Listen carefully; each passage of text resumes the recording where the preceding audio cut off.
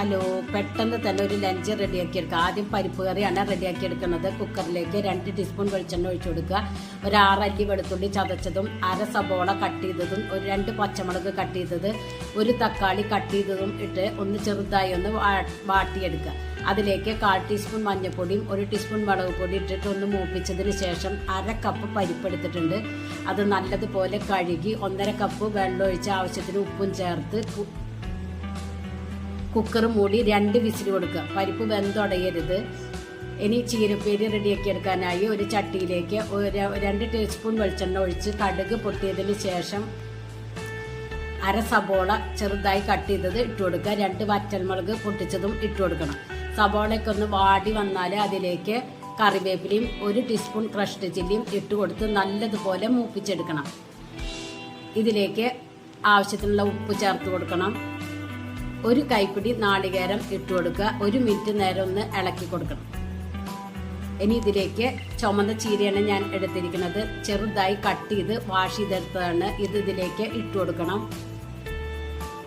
എന്നിട്ട് നല്ലതുപോലെ യോജിപ്പിച്ചെടുക്കുക.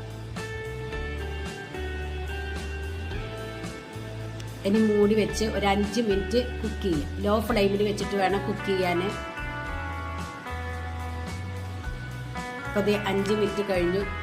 നമ്മുടെ ചീരയൊക്കെ വെന്ത് കിട്ടിയിട്ടുണ്ട്. കുറച്ച് വെള്ളം ഉള്ളതുകൊണ്ട് ഹൈ ഫ്ലെയിമിൽ വെച്ചിട്ടൊന്ന് വറ്റിച്ചെടുക്കാം. കുറച്ച് ഉപ്പ് പോരാത്തതുകൊണ്ട് ഞാൻ കുറച്ച് ഉപ്പ് ഇട്ട് കൊടുക്കുന്നുണ്ട്.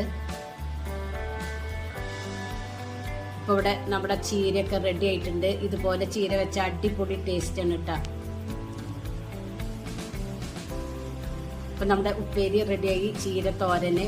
ഇനി പരിപ്പ് കാച്ചിയെടുക്കാനായി ചൂടായ പാനിലേക്ക് 1 ടീസ്പൂൺ വെളിച്ചെണ്ണ ഒഴിച്ചു കൊടുക്കുക. കടുകും കറിവേപ്പിലയും വറ്റൽമുളകും ഇട്ട് കൊടുക്കുക. കടുക് നല്ലതുപോലെ പൊട്ടിയതിന് ശേഷം ഒരു നുള്ളു മുളക് പൊടി ഭംഗിക്ക് ചേർക്കുന്നതാണ്. നമ്മൾ കുക്കറിൽ വേവിച്ച് വെച്ച പരിപ്പ് ഇതിലേക്ക് ഒഴിച്ചു കൊടുക്കുക. ഉപ്പ് പോരാത്തതുകൊണ്ട് ഞാൻ കുറച്ച് ഉപ്പ് ആഡ് ചെയ്യുന്നുണ്ട്. നമ്മുടെ പരിപ്പ് കറി ഇവിടെ റെഡിയായി. ചീര തോരനും റെഡിയായി. ഇനി നമുക്ക് ചോറ് കഴിക്കാൻ തുടങ്ങിയാലോ. ഇതിൻ്റെ കൂടെ ഒരു ഉണക്കമീൻ സ്രാവ് പൊരിച്ചതും ഉണ്ട് കേട്ടോ. അപ്പം നമുക്ക് കഴിച്ചു തുടങ്ങാം. കുറച്ച് അച്ചാറും ഇട്ട് കൊടുക്കുന്നുണ്ട്.